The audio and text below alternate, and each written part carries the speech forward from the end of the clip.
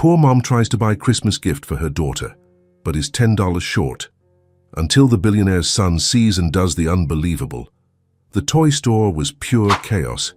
It was Christmas Eve, and it seemed like the whole town had decided to shop at the same time. The shelves were packed, lights flashed in every possible color, and Christmas music played non-stop over the speakers.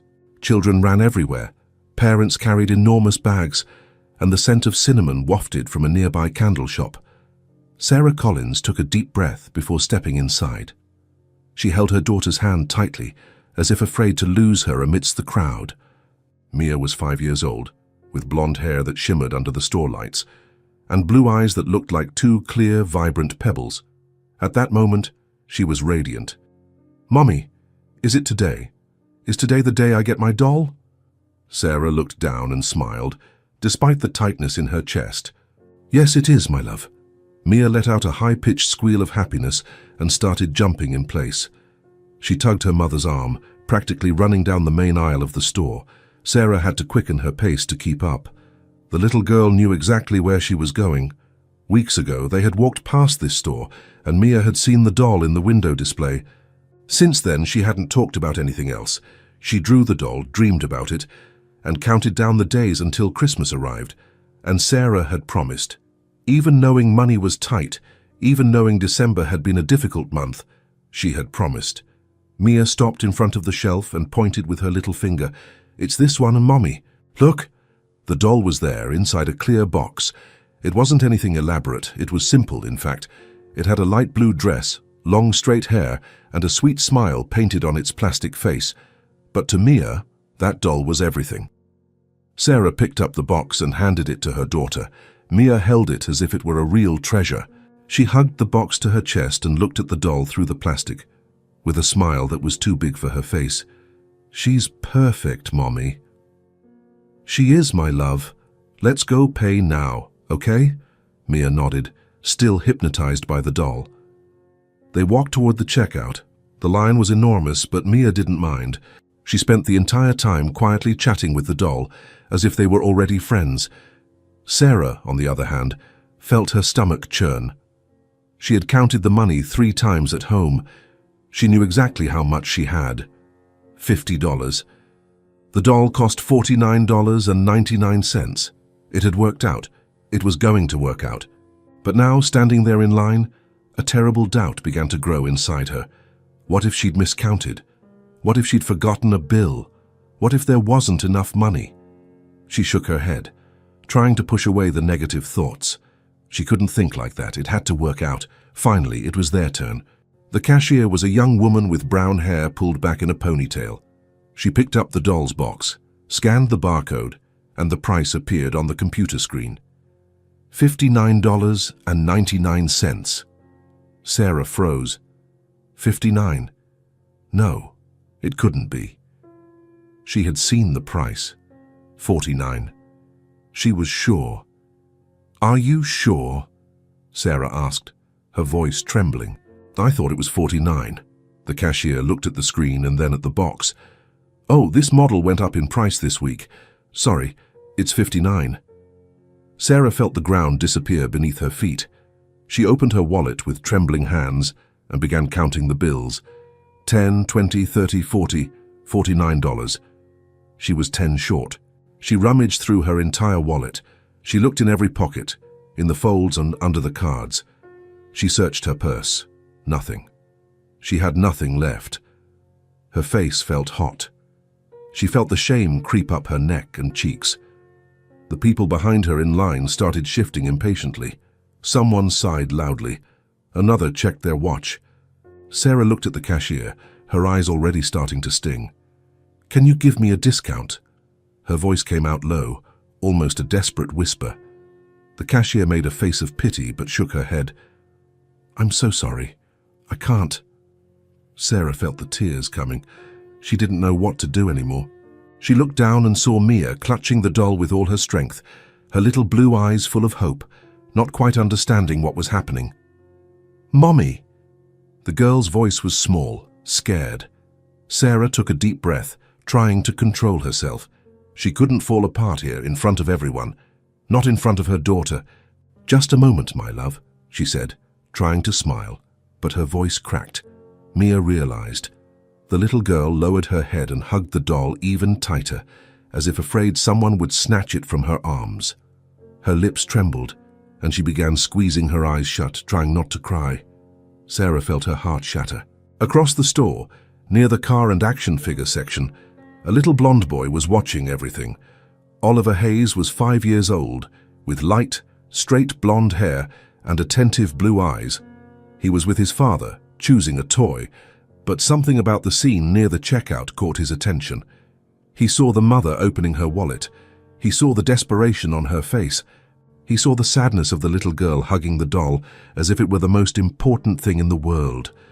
Oliver felt something strange in his chest, a strong urge to do something. He tugged on his father's jacket sleeve. Graham Hayes was looking at a shelf of educational toys. He was a tall man, with well-groomed blonde hair, clear blue eyes and a face that conveyed seriousness, but also kindness. He was wearing a grey sweater, dark jeans, and a wool coat. Nothing flashy. He always preferred it that way. Simple. Discreet. "What is it, son?" Graham crouched down to be at Oliver's height. The boy discreetly pointed toward the checkout. "Dad? They don't have enough money to buy the toy. Look at the girl. She's sad." Graham turned his head and looked.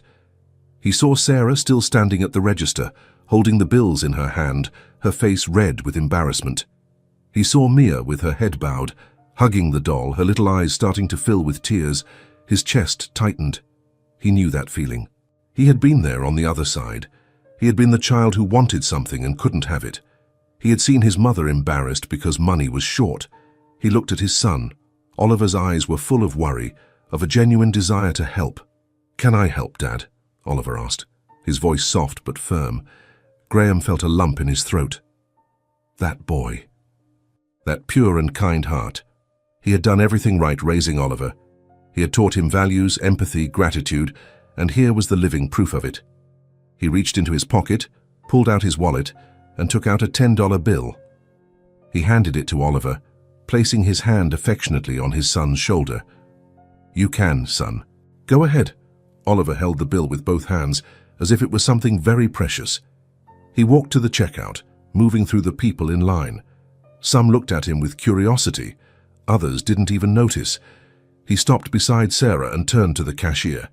With a thin, clear voice he said, "Ma'am, can I take this money?" He stretched out his arm, handing her the $10 bill. The cashier blinked, surprised. Sarah turned to the side and saw the little blonde boy, with bright blue eyes, offering exactly what was missing. For a second, she couldn't process what was happening. I can't accept that," Sarah said. Her voice choked. Oliver shook his head. "Yes, you can. It's so the girl can get the doll." The cashier looked at Sarah, then at Oliver, and smiled. She took the bill, completed the payment in the system, and placed the doll inside a bag. "There you go. Merry Christmas," she said, handing the bag to Mia. Mia slowly lifted her head. Her eyes were red, but when she saw the bag in her hand, her whole face lit up. She hugged the bag to her chest and cracked the biggest smile in the world. "It's mine, really mine." Sarah, still in shock, nodded. "It is, my love." Mia turned to Oliver, her eyes sparkling. "Thank you so much." Oliver blushed but smiled back. Sarah knelt down in front of the boy. Tears were now streaming freely down her face, but they were tears of relief, of gratitude. "Thank you. Thank you so much. You don't know how much this means to us."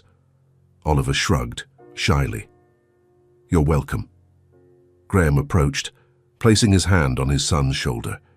He looked at Sarah with a gentle, sincere smile. "Merry Christmas." Sarah tried to say something, but the words wouldn't come out. She just nodded, holding Mia's hand. The two walked slowly out of the store, and Sarah looked back one last time. She saw the father and son walking away together, talking quietly. Something had changed in that moment. She couldn't explain it, but she felt it. An invisible thread had been woven there. In the parking lot, Graham buckled Oliver into the back seat of the car. The boy was quiet, looking out the window with a thoughtful expression. Graham got into the driver's seat, started the engine, but paused for a moment. He looked in the rearview mirror and saw his son lost in thought. "Are you okay, son?" Oliver took a moment to reply. "Dad, do some people not have money to buy toys?" Graham took a deep breath. He knew that question would come eventually. Oliver was a protected child, raised with comfort. But Graham always wanted him to understand the world honestly. "Yes, son, and it's very sad." Oliver frowned, trying to understand. "Why?" "Because not everyone has the same opportunities," Graham explained, choosing his words carefully. "Some people work very hard. They try their best, but it's still difficult. Life isn't fair to everyone." "Oliver." The boy was silent, absorbing it all. Graham continued. "But do you know what you did today? You made their day happier. You helped someone who needed it. And that's really important, to be kind, to be grateful for what we have, and to help when we can." Oliver smiled, a small but proud smile. "I liked helping, Dad. I know, and I'm very proud of you." Graham started the car and began to pull out of the parking lot. As he drove, he thought about everything he had experienced. He, too, had once been that child who had nothing. He knew what it was like to be in need, to feel shame, to depend on the kindness of others. But he had been lucky. He had been adopted by a family who gave him everything: education, love, opportunities. And now, he was passing that on to his son. Not just the money, but the values, the empathy, the humanity. Outside, hugged on the sidewalk in front of the store, Sarah stood with Mia. The girl was shaking the bag happily, telling her mother all the details of the doll. But Sarah wasn't listening closely. She was looking at the car slowly leaving the parking lot. Through the window, she could see the father and son talking. The way the man looked at the boy, with attention, with affection, she felt something strange in her chest. It wasn't just gratitude. It was something else. A feeling that those two people weren't like others, that there, in that car, was something rare. A rich man, yes, but human, real. Sarah didn't know it, but that encounter at the toy store was just the beginning. Something had been planted that day. An invisible thread had been woven between two families that should never have crossed paths. And destiny, silent and patient, was already beginning to pull that thread. The downtown was transformed. White and gold lights decorated all the trees, wreaths hung from the lampposts shone softly, and Christmas music played quietly over speakers scattered throughout the streets. Families walked slowly, stopping to take pictures. Children pointed at the decorated shop windows, and the smell of hot chocolate drifted from a cart on the corner. Sarah held Mia's hand as they walked along the sidewalk. The girl was radiant, skipping back and forth, pointing out every detail of the decorations. "Mommy, look at that star. It's gigantic." Sarah smiled, took out her phone, and snapped a picture. It wasn't an expensive camera. The image wasn't perfect, but for her, it was great. It was a memory. A simple but happy moment. They continued toward the town square. There was the city's main attraction, an enormous Christmas tree, fully decorated with red, gold, and silver baubles. Lights twinkled at a gentle rhythm, and at the top shone a golden star that could be seen from afar. Mia let go of her mother's hand and ran closer to the tree, spinning around it with her arms wide open. "It's the most beautiful tree in the world, Mommy." Sarah laughed, feeling her chest warm.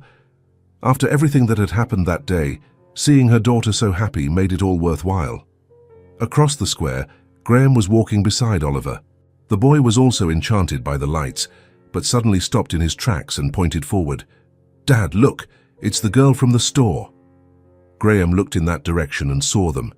Sarah was near the tree, taking pictures of Mia, who was spinning and laughing by herself. Before Graham could say anything, Oliver had already darted off. "Mia!" The girl stopped spinning and looked over. When she saw Oliver coming toward her, her face completely lit up. "Oliver!" The two met in the middle of the square and started laughing, as if they were old friends. Mia grabbed Oliver's hand and pulled him toward the tree. "Come see the tree, it's huge." Oliver followed, smiling.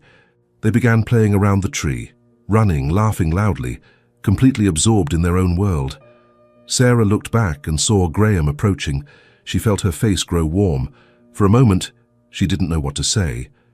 Graham walked closer and gave a shy smile. "Hi." "Hi," Sarah replied, also a little awkward. They stood there, watching the children play. The snow on the ground was soft, and Oliver showed Mia how to make snow angels. They lay down side by side and began moving their arms and legs, laughing non-stop. Sarah took a deep breath and gathered the courage to speak. "I don't know how to thank you for what your son did today." Graham shook his head with a gentle smile. "He asked to do it. I just let him." Sarah looked at him, trying to understand. It wasn't common to find people like this. People who genuinely taught kindness to their children. Even so, it meant so much to us. "You can't imagine." Graham shrugged. "I think I can." There was something in his voice that made Sarah believe him. It wasn't pity, it was understanding. As if he really knew what it was like to go through that. They stood in silence for a moment, just watching the children. Oliver and Mia were now running around the tree, playing tag, laughing so hard they could barely breathe. Graham broke the silence. "Do you live here in town?" "I do, and you?" "Me too. We live in a quieter neighborhood, but Oliver loves coming downtown to see the lights."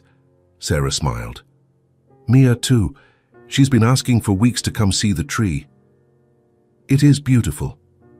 They turned back to the children. Mia had fallen in the snow and was laughing while Oliver tried to help her up. Both were covered in snow, their cheeks red from the cold, but completely happy. "Your son is very kind," Sarah said sincerely. "Thank you, I try to teach him what I can." "You're doing it right." Graham looked at her and smiled. It was a sincere smile, without arrogance, without heaviness, just gratitude. Sarah stepped back slightly to get her phone from her purse and take another picture of the children. While she was rummaging in her bag, Oliver walked over to his father and tugged on his jacket sleeve. "Dad!" Graham crouched down to his son's level. "What is it, son?" Oliver looked at Mia, who was trying to make another snow angel, and then looked at his father with those blue eyes full of hope. "Can I invite them to Christmas dinner?" Graham blinked, surprised. He looked at Sarah, who was still turned away, busy with her purse, and then looked back at his son. Oliver was serious, waiting for the answer. Graham felt his chest tighten again. That boy. That huge heart. He smiled and placed his hand on Oliver's shoulder. "Of course, you can." Oliver's face lit up. He ran back to Mia, who had just finished her snow angel. "Mia! Mia!" The girl looked up at him, still lying on the ground. "What?" "Do you and your mum want to have Christmas Eve dinner with us?" Mia sat up in the snow, her eyes wide. "Really? Really?" Mia jumped up and ran toward Sarah, who had just put her phone away. "Mommy, Mommy!" "We've been invited to Christmas dinner."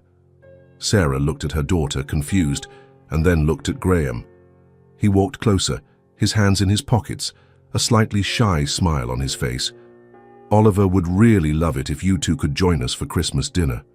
Sarah was speechless. She looked at Mia, who was practically jumping with joy, and then looked back at Graham. I don't know what to say." "You don't have to say anything, just accept." Sarah felt her eyes sting again. It wasn't possible. This wasn't really happening. She had woken up that morning not knowing if she could buy her daughter the doll, and now she was being invited to dinner at the house of a stranger who had saved their Christmas. "I don't want to intrude." "You won't intrude," Graham said, firmly but kindly. "It would be a pleasure to have you." Mia tugged at her mother's hand. "Mommy, please, please." Sarah looked at her daughter, at that little face full of hope, and then looked at Graham. He waited patiently, without pressure. She took a deep breath and smiled. "Okay, we accept." Mia screamed with delight and ran back to Oliver, who also celebrated. The two went back to playing in the snow, now even more excited. Graham smiled, relieved. "Then it's settled. Christmas Eve, 7 o'clock. I'll text you the address." Sarah nodded, still processing everything. "Thank you, again." "Stop thanking me," Graham said, laughing quietly. "It's going to get sickening." Sarah laughed too, feeling the tension in her shoulders finally dissolve. They stayed there a while longer, talking about simple things, about the town, about the children, about how Christmas always made everything prettier. Graham told her that Oliver loved setting up the Christmas tree at home, and Sarah shared that Mia had made a giant wish list, but had only really asked for one thing, the doll. When they finally said goodbye, it was getting dark. The lights in the square shone even brighter, and the snow continued to fall softly. Sarah and Mia headed home, hand in hand. Mia wouldn't stop talking about Oliver, about the tree, about Christmas dinner. Sarah listened to everything in silence, with a smile on her face.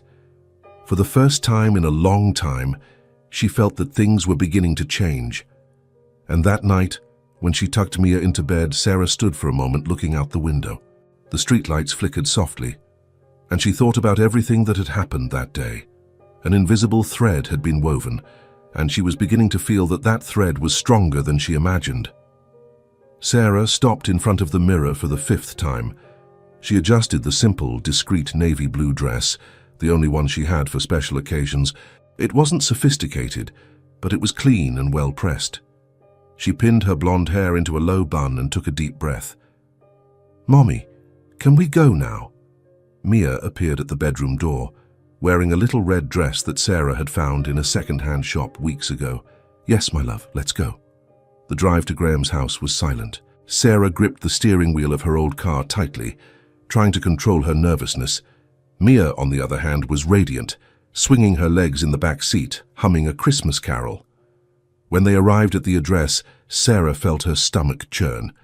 The house was beautiful, but not exaggerated. It was large, yes, but cozy. It had white lights decorating the entrance, a wreath on the door, and the warm yellow light coming from the windows gave off a sense of warmth. Sarah parked and looked back. "Ready?" Mia nodded, excited. They got out of the car and walked to the door. Sarah took a deep breath and rang the doorbell. Seconds later, the door opened. Graham was there, wearing a light grey shirt and dark trousers. He smiled when he saw them. "You made it. Come in, it's cold out there." Sarah stepped inside, holding Mia's hand. The warmth of the house immediately enveloped them. The smell of home-cooked food was in the air, and the Christmas decor was elegant but simple. An illuminated tree in the corner of the living room, candles on the table, discreet wreaths on the walls. "What a beautiful house," Sarah said, almost whispering. "Thank you. Please, make yourselves at home, really." Before Sarah could answer, Oliver ran into the living room. "Mia!" The girl let go of her mother's hand and ran toward him. The two hugged as if they hadn't seen each other in months, and in seconds they were running through the rooms, laughing loudly. Graham laughed and shook his head. "They hit it off quickly, didn't they?" Sarah smiled, still a little tense. "They really did. Come, let me show you the house." Graham led her to the dining room. The table was set, and Sarah felt her heart tighten. Everything was beautiful. White tablecloth, neatly arranged plates, glass goblets, lit candles in the center. It wasn't ostentatious, it was thoughtful. "Did you do all this?" Sarah asked, impressed. "I did. I like to cook. It calms me down." Sarah looked at him, surprised. She hadn't expected that. Graham pulled out a chair for her. "Sit down. I'll call the children." He went to the living room and returned a few minutes later with Oliver and Mia, who were still laughing. The children sat side by side, and Graham sat at the head of the table. Sarah sat across from him. The dinner was plentiful. Roasted turkey, mashed potatoes, colorful vegetables, warm bread rolls, various sauces. There was a bit of everything, but nothing was overdone. It was a table set with care. Graham served a little bit of everything onto the children's plates first. Sarah watched how he cut small pieces of turkey for Oliver, how he patiently explained what everything on the plate was. "Try the mashed potatoes, son. They're good." Oliver tasted them and smiled. "They are delicious, Dad." Mia tried them too and nodded, excited. "It's so yummy." Sarah felt her eyes sting. She couldn't explain it, but being there in that environment, seeing her daughter happy, feeling the warmth of that house, it was too much. Graham looked at her and noticed. "Are you all right?" Sarah blinked quickly, trying to hide it. "I am. It's been a long time since we've had a Christmas like this." Graham didn't say anything. He just smiled, in a way that showed he understood. Sarah started serving Mia, putting a little bit of everything on the girl's plate. She adjusted the napkin on her lap, cut the pieces of meat into small bites, and only then served her own plate. Graham watched everything in silence, the way Sarah took care of her daughter. The attention, the affection, the patience. She did everything with so much love. Meanwhile, Sarah was also observing Graham, the way he looked at Oliver when the boy spoke. How he truly listened, paying attention to every word. How he responded patiently, teaching without being authoritative. "Dad, can I have more mashed potatoes?" "Of course, but eat slowly, okay?" "Okay," Sarah smiled. There was something very special about this man. He wasn't just wealthy. He was present, human. The conversation during dinner was light. Graham told funny stories about Oliver when he was younger, and Sarah shared some of Mia's adventures. The children laughed, interrupted, added exaggerated details. And then Mia threw paint everywhere. Sarah recounted, laughing. On the wall, on the floor, on herself. Mia blushed, but laughed too. "I was little, Mommy." "You were, my love," Graham smiled, looking at the two of them. There was something so genuine about them. Sarah was strong, but also delicate. Mia was full of life, cheerful, spontaneous. He felt something strange in his chest, something he hadn't felt in a long time. After dinner, they moved to the living room. The children sat on the floor near the tree, playing with some toys Graham had set aside. Sarah and Graham sat on the sofa, talking quietly. "Thank you for all this," Sarah said, sincerely. "You have no idea how much this means to us." "Stop thanking me," Graham said, laughing softly. "I should be thanking you. It's been a long time since this house had so much life." Sarah looked at him, curious. "What do you mean?" Graham hesitated for a moment. "It's just Oliver and me here. It's been that way for a while." Sarah understood. She didn't ask anything else. It wasn't the time. They stayed there watching the children play. Mia showed Oliver the doll, and he pretended to talk to her. They laughed so hard they could barely breathe. Sarah felt a peace she hadn't felt in years. She looked around, saw the illuminated tree, the candles still lit on the table, heard her daughter's laughter. And next to her, Graham, who watched everything with the same gentle smile. "You have a beautiful home," Sarah said quietly. Graham looked at her. "Thank you, but I think today it became even more beautiful." Sarah felt her face warm. She looked away, but smiled. Right there, in that moment, between children's laughter, candlelight and gentle glances, something was being born. It was subtle, but real. A connection that didn't rely on words, but on presence, on care, on mutual understanding. When the evening ended and Sarah put Mia in the car, the girl was almost asleep, but still smiling. "It was the best Christmas of my life, Mommy." Sarah felt the tears return, but this time they were tears of happiness. "Mine too, my love." She looked back, saw Graham and Oliver at the door waving, and for the first time in a long time, Sarah felt that maybe, just maybe, life was truly beginning to change. The apartment was silent. The small Christmas tree that Sarah had put up with Mia was still in the corner of the living room, but the lights no longer twinkled. The ornaments seemed dimmer now that Christmas was over. Sarah was sitting at the kitchen table with a pile of papers in front of her, bills, all overdue or soon to be due. She picked up the first one, electricity bill, due date, 2 days ago. She picked up the second, water, due date, tomorrow. The third was the gas, the fourth, the rent. And then there was the grocery list, which she had jotted down on a crumpled piece of paper. Sarah took a deep breath and picked up a pen. She began totaling everything mentally, writing the amounts next to each bill. When she reached the total, her stomach churned. She didn't have enough money. She did the math again, this time trying to see where she could cut costs. Maybe she could negotiate the rent. Maybe she could postpone the electricity bill. Maybe she could buy less at the grocery store this month. But even so, the numbers didn't add up. Sarah put the pen on the table and rubbed her face with her hands. She was tired. Not just physically, but mentally. Tired of always being in this situation. Tired of counting every penny. Tired of having to choose between paying a bill or buying food. Christmas had been wonderful. For the first time in years, she had seen her daughter truly happy. She had been invited to a dinner. She had felt welcome. She had laughed. She had felt a part of something. But now reality came back with full force. Sarah looked at the refrigerator. It was almost empty. There was a little milk, some leftovers, eggs. She would have to make it last until the end of the week. She sighed and looked back at the bills. She tried to reorganize everything again, but no matter how she did it, she was always short on money. Suddenly, she heard small footsteps coming from the hallway. Mia appeared at the kitchen door, in her pink pajamas and messy blonde hair. She was clutching the Christmas doll to her chest. "Mommy?" Sarah quickly gathered the bills and turned the paper face down, trying to hide them. "Hi, my love. What is it? Can't you sleep?" Mia shook her head and walked slowly closer. She stood next to the chair, looking up at her mother with those blue eyes full of concern. "Are you sad, Mommy?" Sarah felt her chest tighten. She forced a smile and pulled her daughter close, stroking her hair. "No, my love, just tired." Mia didn't look convinced. "Are you crying?" No. Just sleepy."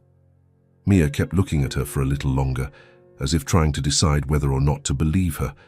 Then she hugged her mother, squeezing tightly. "I love you, Mommy." Sarah felt the tears well up again, but she held them back firmly. "I love you too, my darling, very much." She kissed the top of Mia's head and stood up, picking the girl up in her arms. "Come on, let's put you back to bed." Sarah carried Mia back to the bedroom. The room was small but tidy. There was a single bed against the wall, covered with a light pink comforter. Beside it, a low shelf with a few books and toys. Sarah tucked Mia into bed and pulled the blanket up to her chin. "Go to sleep, okay? We'll play tomorrow." Mia held the doll tightly and closed her eyes. Sarah stayed there for a few minutes, watching her daughter fall asleep. When she finally heard her breathing become slow and deep, she quietly left the room, closing the door gently. Back in the kitchen, Sarah sat down again and looked at the bills. She picked up one of the sheets and stared at the numbers, as if looking at them more times would make them change. But they didn't change. She felt the tears begin to fall. Slowly, silently, streaming down her face without her doing anything to stop them. Sarah put her hand over her mouth to muffle any sound and let herself cry. She cried for the bill she wouldn't be able to pay. She cried for the money she didn't have.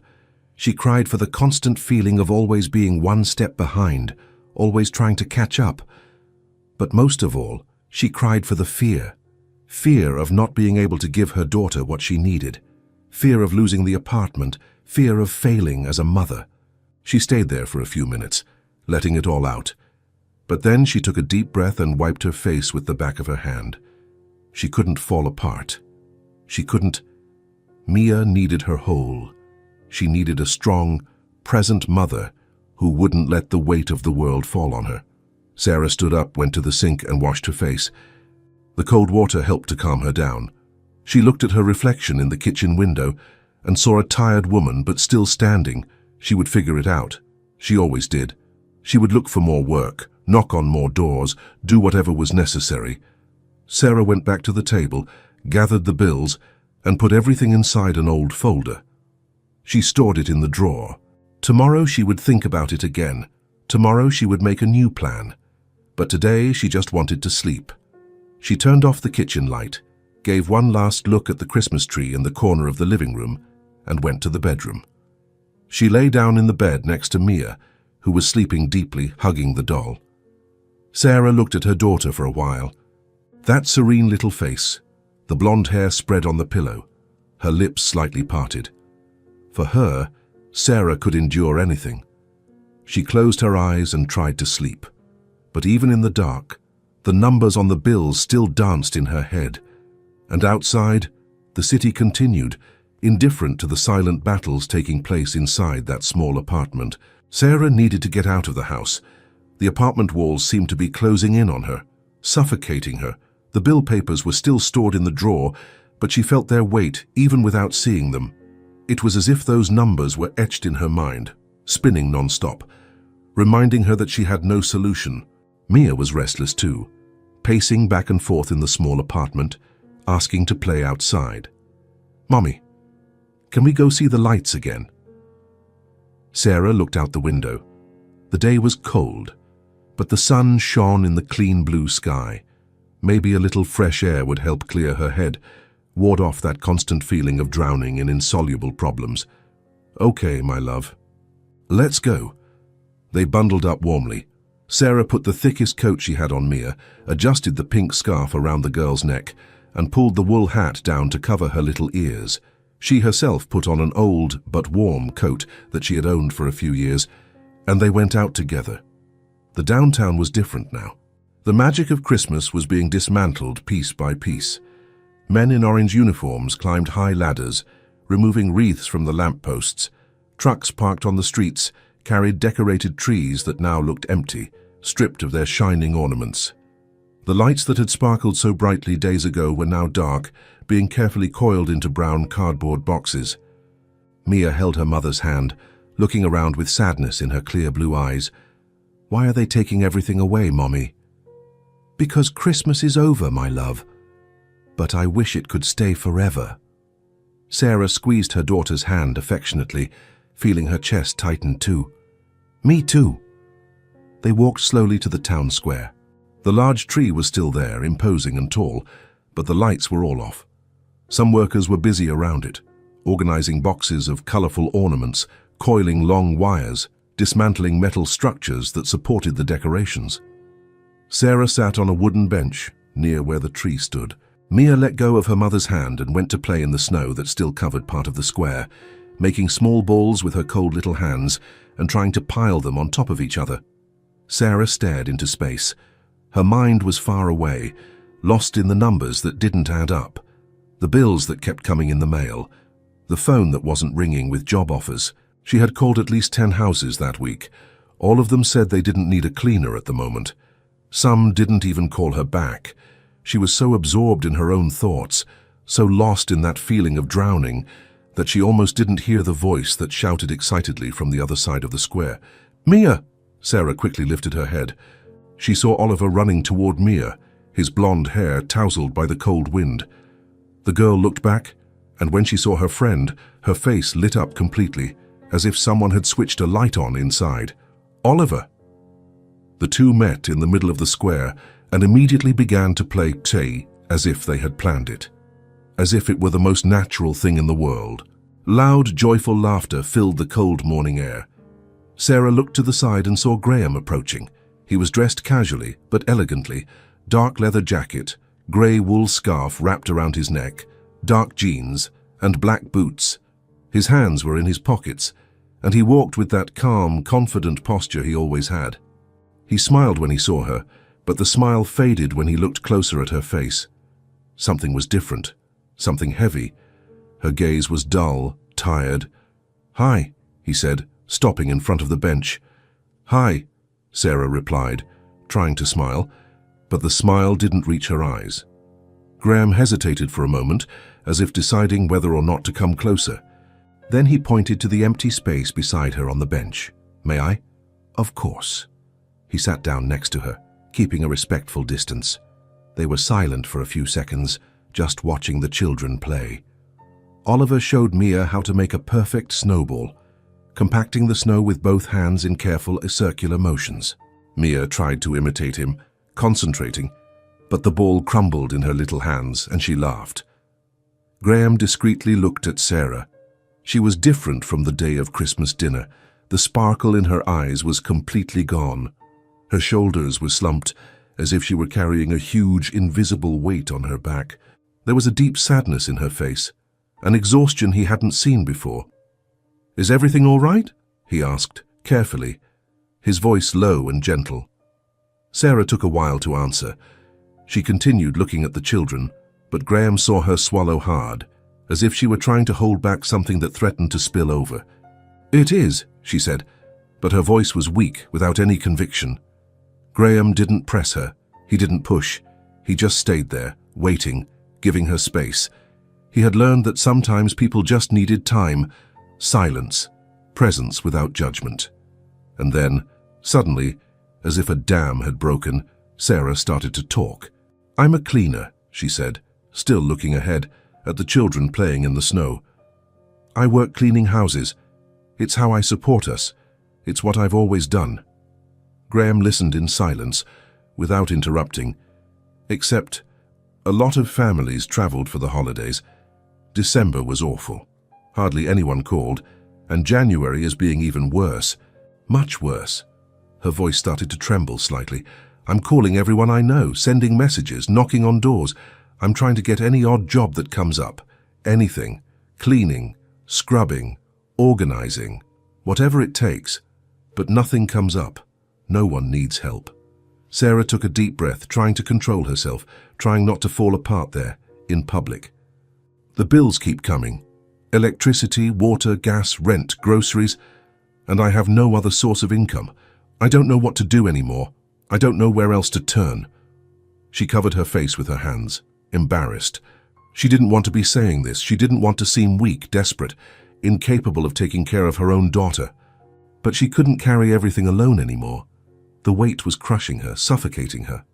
I'm sorry, she said, quickly wiping her eyes with the back of her hand. I shouldn't be telling you this. You barely know me. It's not your problem. No, Graham said, firmly but kindly. Don't apologize. Never apologize for this. He turned completely toward her. Sarah finally lifted her face and looked into his eyes. Graham didn't have pity in his eyes, no judgment. He didn't have that air of superiority that some wealthy people had when they looked at someone in difficulty. He had empathy, true, deep understanding. As if he really understood what she was going through, as if he had been in that dark place himself. Sarah, he began, his voice low but firm, looking directly into her eyes. Let me help you. Sarah was silent. She wanted to refuse.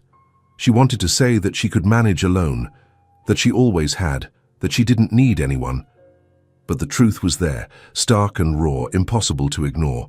She wasn't managing, and pretending she was would only make everything worse. She didn't answer with words, but her gaze, tired, vulnerable, full of a fragile hope that barely dared to exist, showed that she needed that help. It showed that she was at her limit, on the razor's edge. Graham understood. He didn't pressure her anymore. He just stayed there beside her, offering his presence as a safe harbor amidst the storm that threatened to swallow Sarah. 2 days later, Sarah parked the old car in front of Graham's house. Her hands trembled slightly on the steering wheel. She had accepted his offer. 1 day of work, general cleaning and organization of the house. She looked in the rearview mirror at the back seat, where Mia was sitting, swinging her little legs and quietly humming a song.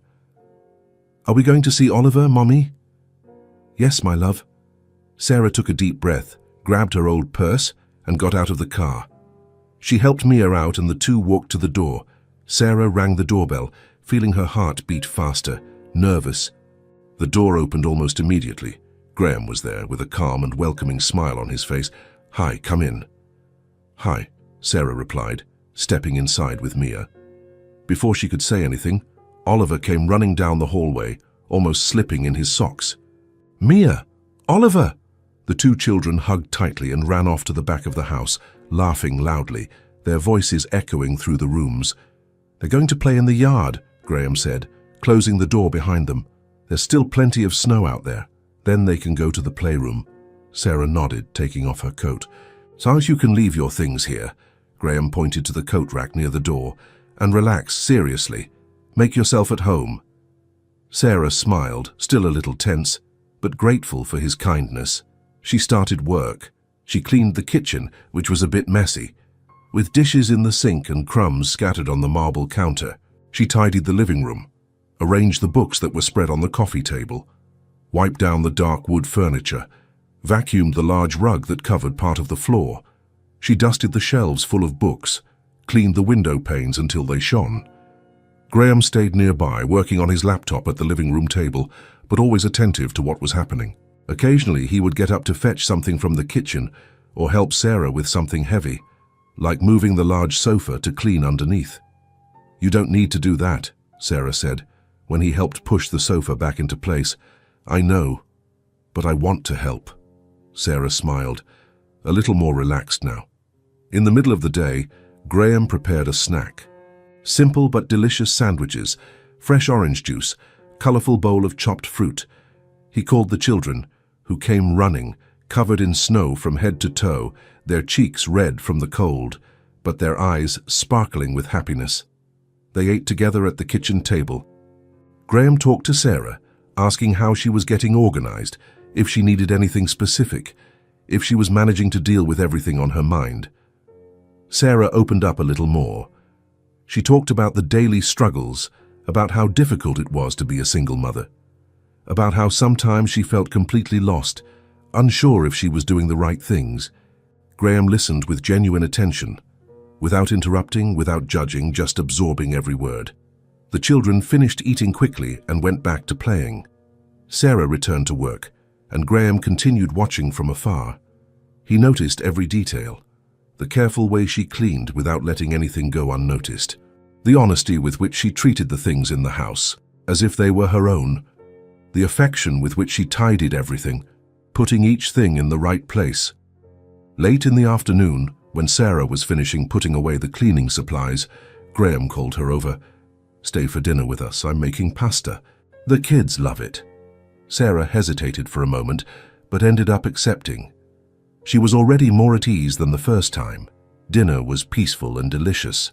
Laughter, light conversation, the children enthusiastically telling stories about the games they had invented. Sarah felt like she was part of it, and that warmed her inside in a way she hadn't felt in a long time. After dinner, as Sarah was getting ready to leave, putting on her coat and adjusting her purse, Graham picked up a white envelope that was on the table. "Here," he said, handing it to her. Sarah slowly opened the envelope and saw the money inside. She quickly counted it, her fingers trembling. It was much more than she expected. Much more than any cleaner would earn for a normal day of work. "No," she said immediately, handing the envelope back to him. "I can't accept all this. It's too much." Graham firmly but gently pushed the envelope back to her. "Yes, you can. You deserve every penny, and I know it will help with your bills." Sarah felt hot tears fill her eyes. She looked at the money, then at Graham, then back at the money. I don't know what to say." "You don't have to say anything. Just accept it." Sarah held the envelope with both hands, as if it were the most precious thing in the world. Because at that moment, it was, "Thank you," she said, her voice thick with emotion. "Thank you so much." Graham smiled. "You can come work whenever you want, whenever you need to. The door is always open." Sarah nodded, wiping the tears that streamed freely down her face. A new trust was being born there, a connection that went beyond employer and employee. It was mutual respect.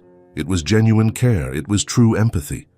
And when Sarah left that house, with Mia sleeping in the back seat of the car, she felt something she hadn't felt in a very, very long time. Real hope. Sarah parked the old car in front of Graham's house.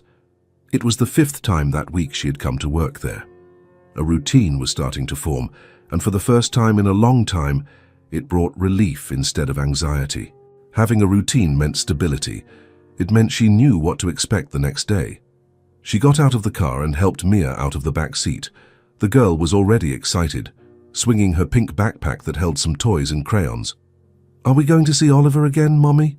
"Yes, my love." Mia smiled broadly and ran to the door. Sarah followed, taking a deep breath. Ringing the doorbell still gave her butterflies, but it was different now. It wasn't fear, it wasn't shame. It was good anticipation. The door opened almost immediately. Oliver was there, his blue eyes sparkling with joy. "Mia!" "Oliver!" The two children hugged tightly and ran inside the house, laughing loudly, their voices echoing through the rooms. Graham appeared at the door right after, with a gentle smile on his face. "Hi, come in." "Hi," Sarah replied, stepping inside and taking off her coat. "Coffee's ready. I made it just the way you like it." Sarah smiled. He always did that. Small gestures that showed attention, genuine care. "Sarah, thank you." She went to the kitchen, picked up the mug Graham had left out for her on the counter, and took a sip. It was perfect.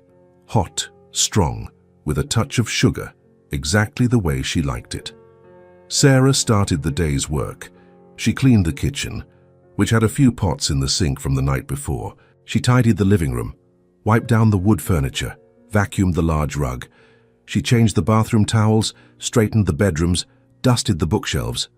Graham stayed nearby, working on his laptop at the living room table, but always attentive. Occasionally he would get up to fetch something or help with something heavier, like moving a piece of furniture. The children played on the floor of the living room. Mia and Oliver built a huge tower of colorful blocks, laughing every time the tower collapsed with a crash. "Let's make it bigger," Oliver said, excited, stacking more blocks. "Bigger than the house," Mia agreed, focused on the task. Sarah watched from a distance while folding the clean towel she had just taken out of the dryer.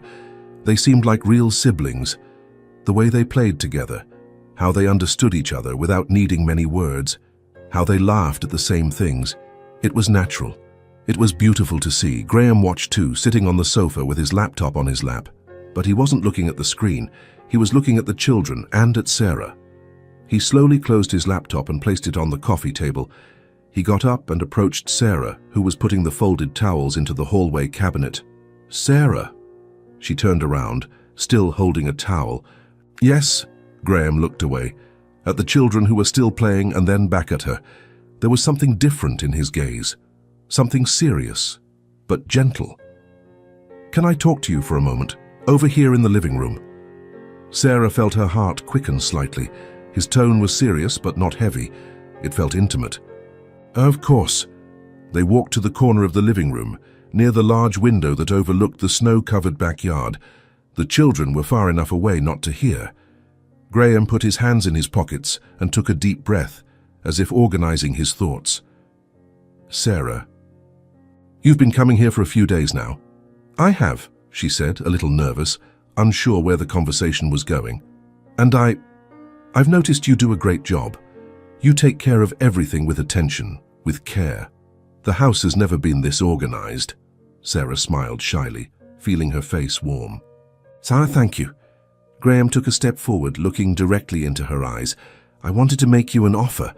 She widened her eyes, waiting, her heart beating faster.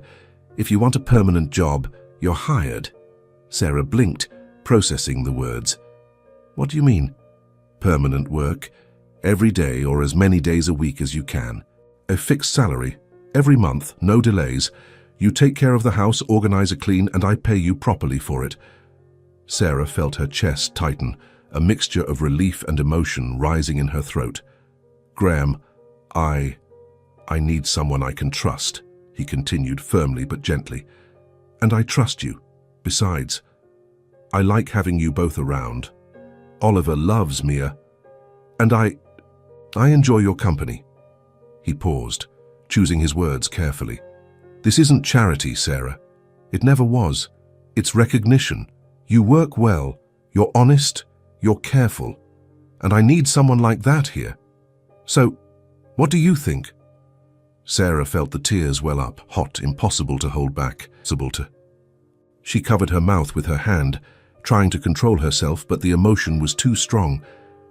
I accept," she said, her voice thick with emotion.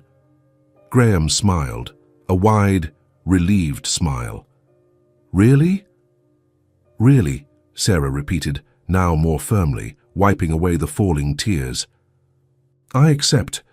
She felt the weight she had been carrying on her shoulders for months, maybe years, finally begin to lift. For the first time, she had real stability. She had a permanent job. She had a guaranteed salary. She had real hope that things could get better. "Thank you," she said, her voice still trembling. "Now thank you so much." "Stop thanking me," Graham said, smiling. "You deserve this. You deserve much more, in fact." Sarah laughed through her tears, wiping her face with the back of her hand. Across the room, Mia had stopped playing. She noticed her mother was crying and ran to her, was worried. "Mommy, are you okay?" Sarah crouched down and hugged her daughter tightly. "I am, my love. I'm very well." "Why are you crying?" "Because something very good happened," Mia frowned, confused. "What?" Sarah looked at Graham, who smiled back, and then looked at her daughter. Mommy is going to work here every day now. We'll come here all the time. Mia's eyes widened, shining with joy. All the time. All the time. Mia jumped, shouting with happiness. Oliver, Oliver, we're coming here every day. Oliver jumped up and ran to them. Really? Really? Mia confirmed, jumping again. The two hugged tightly, celebrating as if they had won the best gift in the world. Sarah and Graham exchanged a look, and in that look, there was something different. It wasn't just gratitude. It wasn't just respect. It was true connection. It was mutual care. It was something that was beginning to grow, silent but strong, between the two of them. The late afternoon arrived peacefully. The children were on the floor of the living room. Mia was drawing a huge house with colorful flowers around it. Oliver was drawing fast cars and giant airplanes. Sarah and Graham were sitting on the sofa, side by side, watching. The house was silent, but it was a comfortable, cozy silence. No words were needed to fill the space. Graham looked at the children for a long time, thoughtfully. He seemed to be deciding something important in his head. Finally, he turned to Sarah. "Sarah, there's something I want to tell you." She looked at him, paying complete attention. His tone was serious, but not heavy. It was intimate. "What is it?" Graham took a deep breath, as if preparing himself.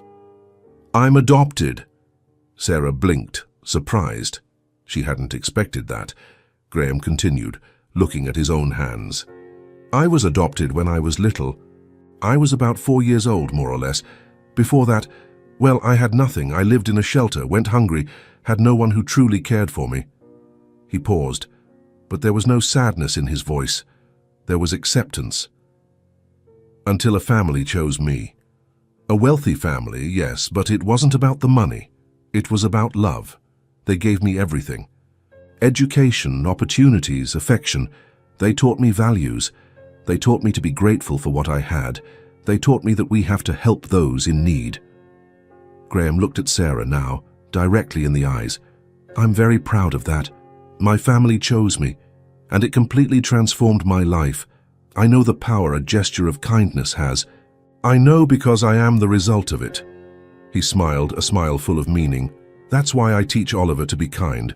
That's why I wanted to help you in that store, because I know what it's like to be on the other side. I know what it's like to need and not have." Sarah was listening to every word, feeling their weight, feeling that truth sink deep into her chest. It didn't hurt. It was beautiful. It was light. "I've never told anyone here in town," Graham continued, his voice low but steady. "People here only know me as a businessman, as the guy who has money. But I felt like you would understand. I felt like you wouldn't judge me for it." Sarah felt the tears return, but they were different tears now. They were tears of understanding, of deep connection. "Thank you for trusting me," she said, her voice choked. "Thank you for listening to me." They were silent for a moment, just looking at each other. Sarah looked at him in a completely different way now. For the first time, she saw his heart completely open. He wasn't just the wealthy man who had helped her in the store. He was a man who had lived, who had suffered, who knew exactly what it was like to need help. And that changed everything. It changed the way she saw him. It changed the way she felt around him. "You're amazing," Sarah said without thinking, letting the words come straight from her heart. Graham looked at her, surprised. "Me? Yes, you are." He smiled, a little awkwardly, and looked away for a second. "You are too, Sarah. You are too." Silence returned, but now it was charged with something deeper, something neither of them could name yet, but which was there, growing slowly, strengthening itself. Mia held up the drawing she had made, interrupting the moment. "Mommy, look, it's our new house." Sarah looked at the drawing. It was a large house, with colorful flowers, a huge yellow sun in the sky, and in front of the house, 4 people were drawn, 2 children holding hands, and 2 adults beside them. Sarah felt her eyes sting again, but she smiled. "It's beautiful, my love." Graham also looked at the drawing, and something deep moved within him. He looked at Sarah, and the two exchanged another glance, a glance that said more than any word ever could. There, in that living room, with the children playing on the floor and the soft afternoon light streaming through the window, something was being born, something real. Something strong, something that went beyond gratitude or respect. And for the first time in a long time, both Sarah and Graham felt that maybe, just maybe, life was giving them a second chance. A chance to start over. A chance to build something new. A chance to be truly happy. The following days brought a subtle but undeniable change. After Graham opened his heart and told her about his adoption, something transformed between them. The relationship moved to a new level. It was no longer just employer and employee. It was no longer just gratitude. It was something different, deeper. Sarah would arrive in the morning and Graham would already be at the door, waiting with a genuine smile. Good morning. Good morning, she would reply, feeling her heart beat a little faster. They treated each other with more affection now. More naturally, more intimacy. Conversations flowed easily, without formality. Graham started spending more time nearby while she worked, not in an invasive way, but present. He would start conversations while she cleaned the kitchen, asking about her life, about how Mia was doing in school, about the dreams she held on to, about simple but important things. And he truly listened. It wasn't that distracted listening most people did. It was genuine attention, eyes fixed on her, absorbing every word, asking questions, showing real interest. Sarah felt seen, perhaps for the first time in years. One morning, Sarah walked into the kitchen and found a cup of coffee already prepared, steaming on the counter. She picked it up, took a sip, and paused. It was perfect, exactly how she liked it. Strong with a light touch of sugar, the ideal temperature. Graham walked into the kitchen carrying some folders and saw her expression.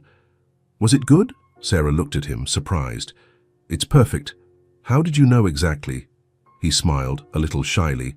I paid attention yesterday, and the day before, too. Sarah felt her face warm. It was a simple gesture, but it meant so much. It meant he noticed her, that he cared. Thank you, she said, smiling. You're welcome. Another day, while Sarah was putting towels away in the hallway cabinet, a button on her coat came loose and fell to the floor. She picked up the button and looked at the coat, sighing. Oh, no, this coat is old anyway. Graham, who was walking by in the hallway, stopped. Let me see. He took the button from her hand and examined the place where it had fallen off. Wait here. He returned minutes later carrying a small sewing kit. Needle, thread, scissors. Sarah looked on, surprised. You know how to sew. I learned from my adoptive mother, he said, already skillfully threading the needle. She used to say everyone should know how to fix their own things. Sarah watched as Graham sewed the button back on. He did it carefully, concentrated, his hands steady and precise. He wasn't an amateur. It was well done. When he finished, he cut the thread, tied a firm knot, and held the coat out for her to put on. There. Let me see if it's right. Sarah put on the coat. Graham walked closer and adjusted the collar, pulling it slightly to the side, fixing the fabric's position. And in that moment, as he adjusted the coat, the two of them were very close, too close to ignore. Sarah slowly lifted her eyes and met his gaze. Graham also stopped, his hands still on her coat collar. They stayed there, frozen, looking at each other. The air between them felt charged, full of something neither of them could name, but which both felt. His blue eyes were fixed on hers. Sarah could feel his breath, close, warm. Her heart was beating so fast she was sure he could hear it. Graham swallowed hard, but didn't pull away. It's good, he said, his voice softer than normal. Thank you, Sarah whispered. They stayed like that for a few more seconds, until the sound of children's laughter from the backyard broke the moment. Graham took a step back, running a hand through his hair, a little awkward. I'll go check on them. Sarah just nodded, her heart still racing. The children, meanwhile, were becoming increasingly inseparable. Mia and Oliver played together all day long. They were like siblings now. They ate together, drew side by side, invented stories, made plans about what they would play the next day. Tomorrow we'll make a giant snow castle, Oliver said, excited. And we'll put a colorful flag on top, Mia added, enthusiastic, and we'll make a moat around it. With a bridge. Sarah and Graham watched from afar, leaning against the kitchen door, smiling at the children's complicity. Seeing Mia and Oliver so happy warmed both their hearts. "They get along so well," Sarah commented. "It feels like they've always been friends," Graham agreed, "or siblings." Graham looked at her when she said that, and the two exchanged a quick but meaningful look.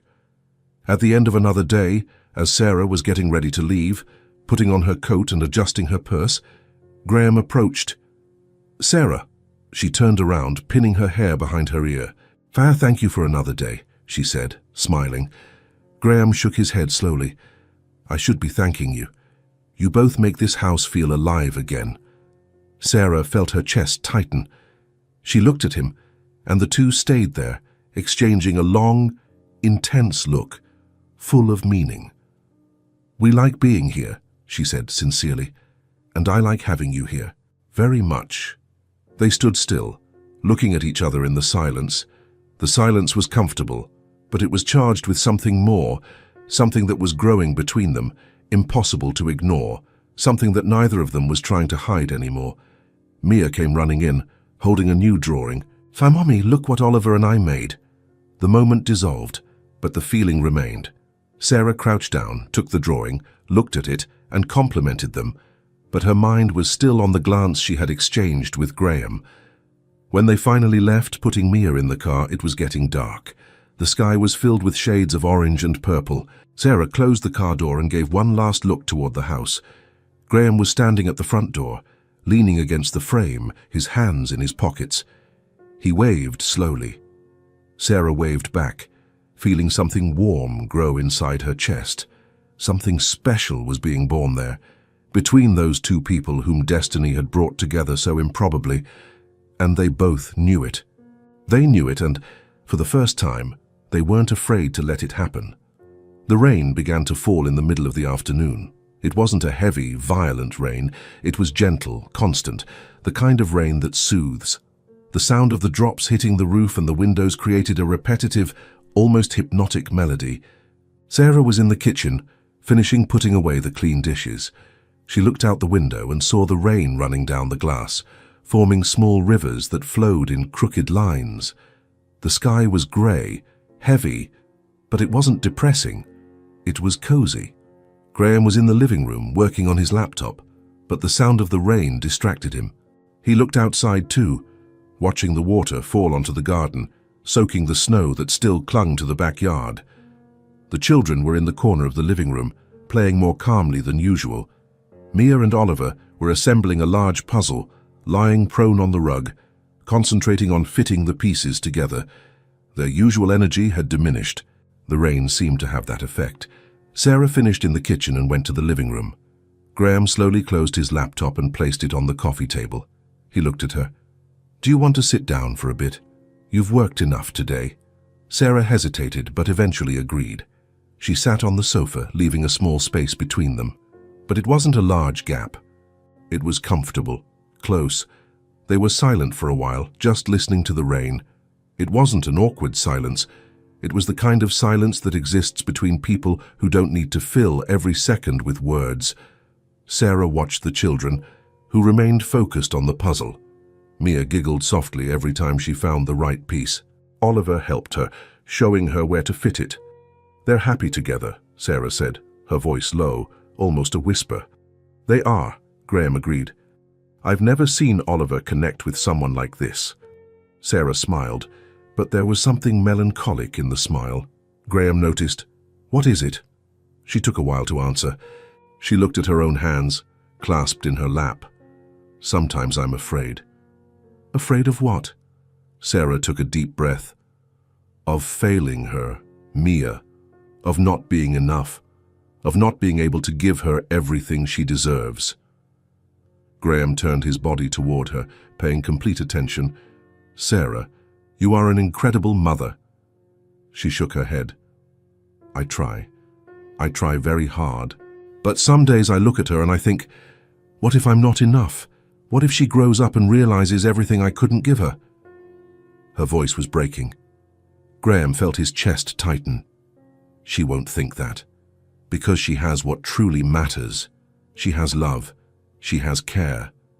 She has a mother who would do anything for her. Sarah quickly wiped her eyes, trying to hide the tears that were starting to appear.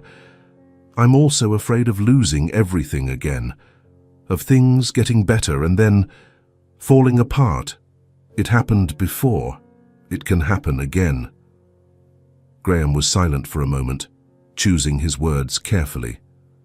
"So I understand that fear." Sarah looked at him, surprised. "You do?" "I do," he repeated. "I'm also afraid of getting attached and losing. I've lost before, and it hurts.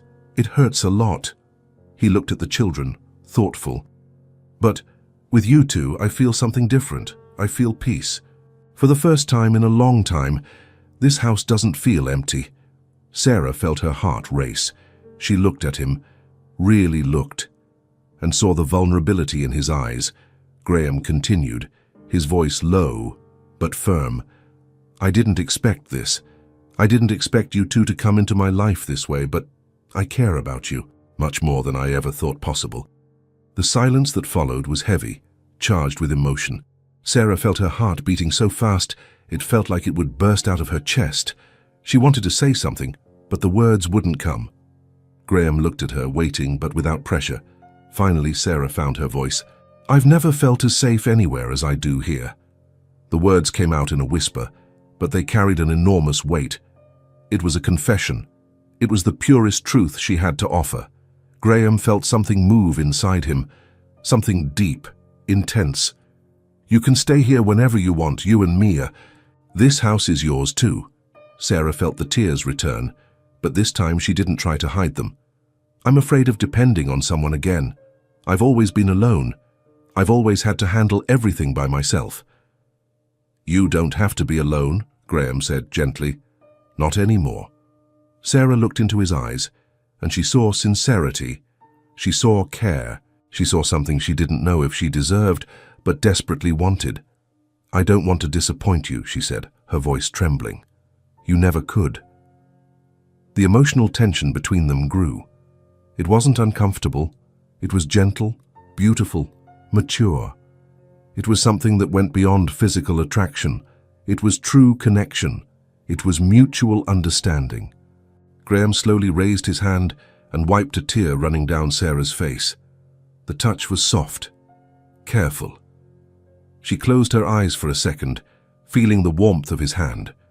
When she opened her eyes, they were even closer. Graham hesitated for a moment, as if deciding something. Then slowly he pulled her into a hug. Sarah allowed herself to be enveloped. She put her arms around him and rested her head on his shoulder. Graham held her tightly but gently, as if she was something precious. The hug was long, sincere. It said everything that words hadn't yet said. It said that he cared, that she was important, that there in that embrace she was safe, that... Sarah felt the tears fall freely now, soaking his sweater, but she didn't care, and neither did he. They stayed like that for several minutes, just holding each other, listening to the rain outside, feeling each other's warmth. Across the room, Mia lifted her head and saw her mother and Graham hugging. She didn't completely understand what was happening, but she smiled. She nudged Oliver. "Look." Oliver looked and smiled too. "They're hugging." "It's because they like each other," Mia said, with the simplicity of a child. "I think so." The children returned to their puzzle, satisfied. Sarah finally pulled away from the hug, but not very far. She stayed close and looking at Graham. His eyes were moist too. "Thank you," she said. "For what?" "For making me feel like I'm not alone." Graham smiled, a smile full of meaning. "You'll never be alone again. I promise." Sarah felt something open up inside her chest, something that had been closed for so long. It was hope. It was possibility. It was the chance to be happy again.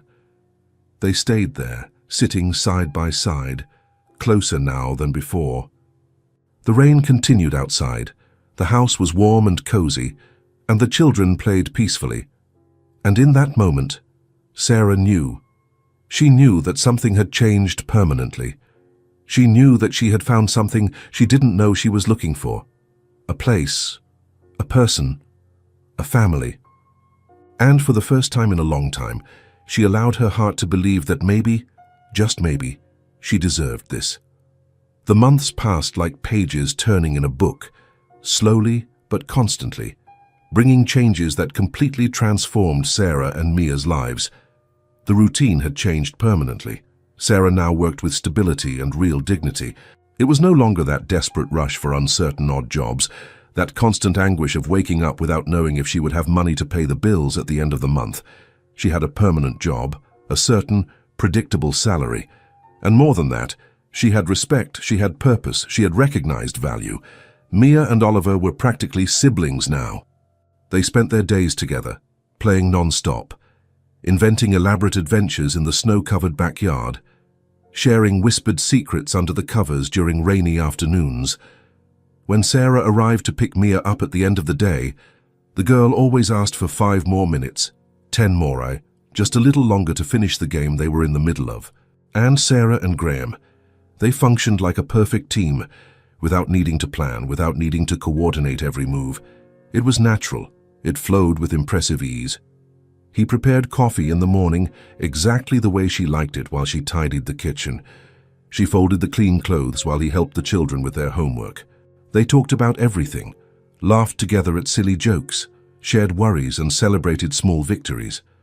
It was as if they had always been this way, as if they had always belonged to each other. But there was still something unspoken between them, something important that hung in the air, patiently waiting for the right moment. It was a special Sunday. Winter was returning in full force, and the first Christmas decorations were already starting to appear in store windows. Graham had woken up that morning with a decision already made in his heart. He couldn't wait any longer. He didn't want to wait any longer. The children were in the backyard, playing happily in the fresh snow that had fallen overnight. Mia and Oliver were making increasingly creative snowmen, laughing loudly. Their cheeks red from the cold, their noses icy, but completely happy. Inside the warm house, Sarah and Graham set the living room table together. She carefully placed the plates while he folded the napkins. They laughed at some silly joke he had made about how napkin folding was an underestimated art, dividing tasks like a couple, without even realizing how natural it felt. Sarah stopped for a moment, looking at the set table, and smiled contentedly. "It looks nice." "It does," Graham agreed. But he wasn't looking at the table. He was looking at her, at the way she lightly bit her lip when concentrating, at how her blonde hair fell over her shoulders. Sarah noticed his intense gaze and felt her face warm. "What?" Graham took a deep breath, gathering his courage.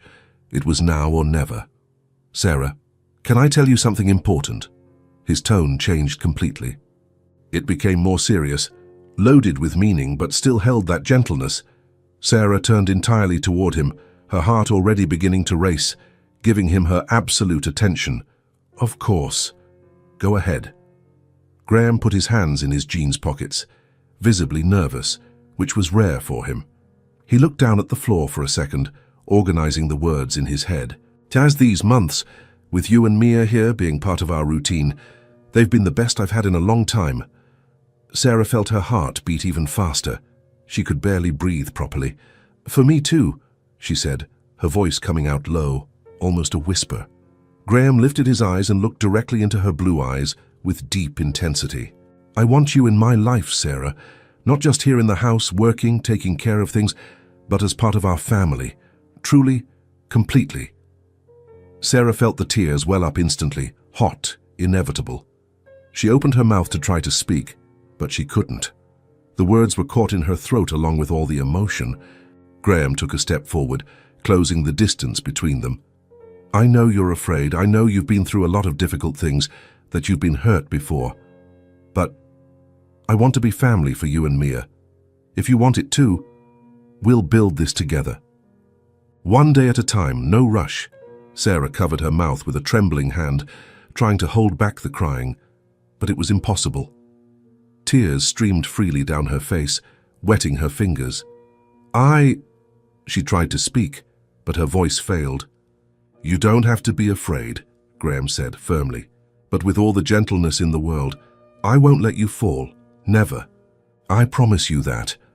Sarah looked at him, truly looked deeply, at this man who had come into her life so unexpectedly, this man who had seen her at her worst, vulnerable and desperate, and yet had reached out without hesitation.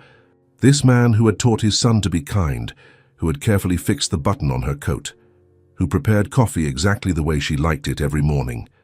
The fear was still there, whispering in the back of her mind, but now it was smaller, weaker. His gaze was so firm, so sincere, so full of true promise, that the fear simply vanished, dissolving like snow in the sun. "I want to," she finally said, her voice coming out between sobs. "I want to, more than anything in this world."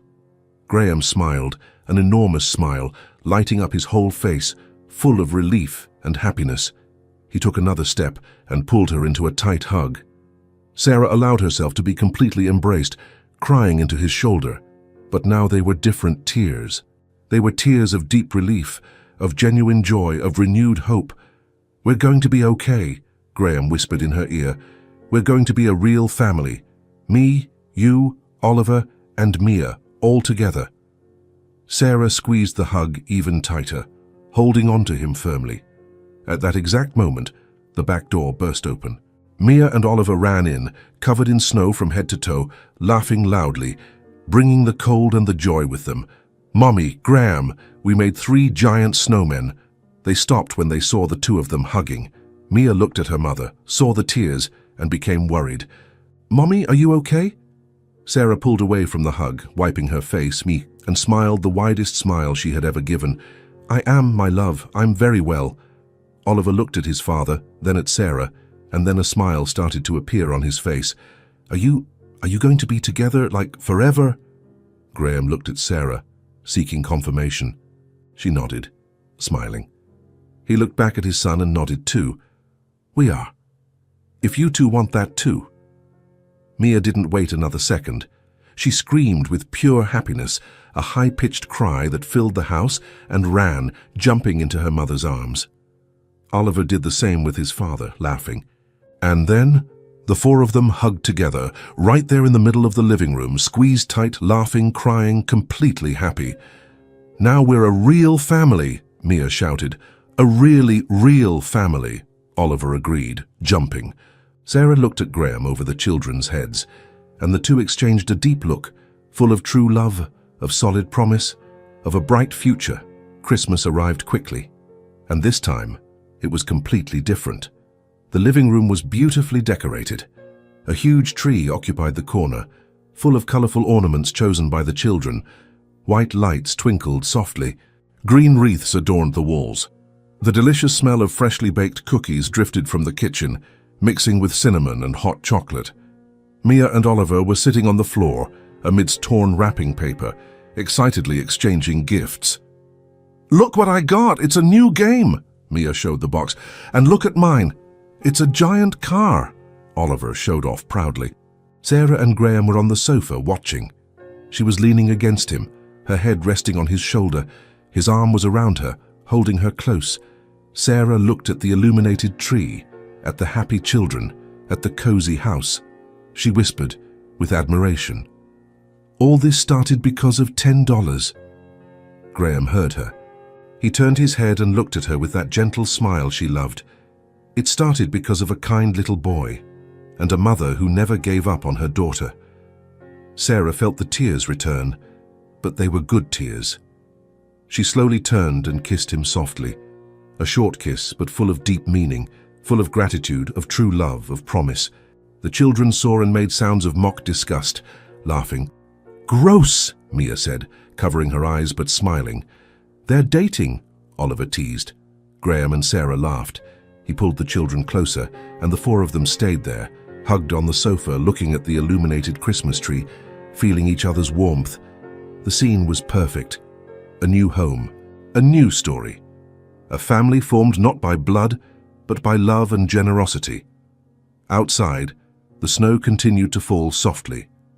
Inside the house, there was warmth, laughter, love.